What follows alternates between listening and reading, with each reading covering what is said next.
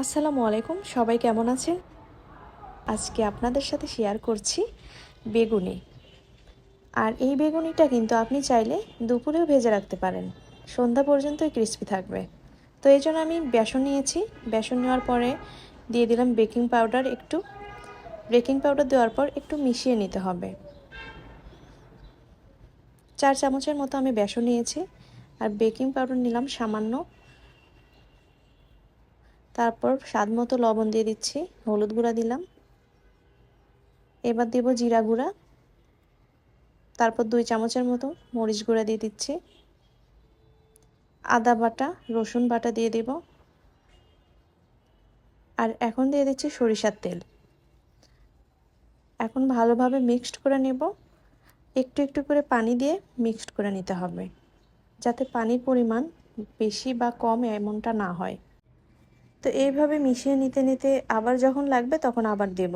একবারে পানি দিয়ে একদম বেশি পানি হয়ে যাবে এমনটা করার দরকার নেই। প্রথমে আগে একটুখানি দিয়ে মিশিয়ে নেবেন, তারপর আবার দরকার হলে আবার দেবেন। তো আমি আর একটু পানি দেব।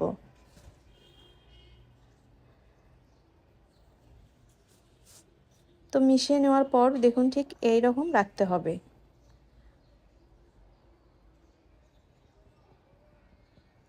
আর এখন আমি দিয়ে দিচ্ছি কিছু কালো জিরা। কালো জিরা দেওয়ার কারণে কিন্তু খুব সুন্দর একটা সেন্ট আসে। তো একটু মিশিয়ে নিচ্ছি। মিশিয়ে নিয়ে এটা 5 থেকে 7 মিনিটের জন্য রেখে দেব।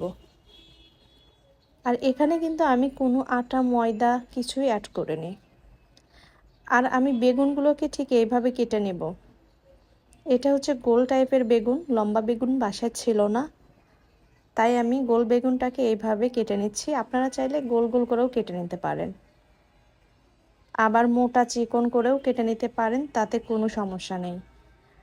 তো একটা গামলাতে আমি পানি নিয়েছি, সেখানে দিয়ে দিলাম হলুদ গুঁড়া 1 চা চামচ এবং লবণ দিয়ে দিলাম 1 চা চামচ। এখন বেগুনগুলোকে পানিতে ভিজিয়ে রাখতে হবে 5 মিনিটের মতো।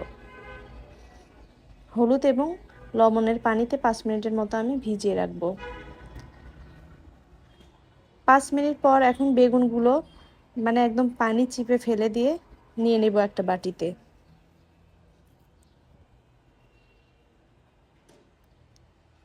আর চুলায় প্যান বসিয়ে দিয়ে তেলটা একটু গরম হয়ে আসার পর বেগুনগুলো বেসনে ভিজিয়ে আমি তেলে দিয়ে দিচ্ছি।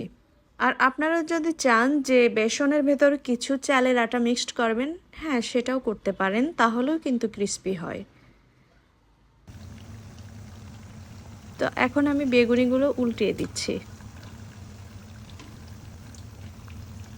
আর চুলার জালটা কিন্তু এখন মিডিয়াম টু লো হিটে ভেজে নিতে হবে। তো আজকের মতো এখানে শেষ করছি। সবাই ভালো থাকবেন। আল্লাহ হাফেজ।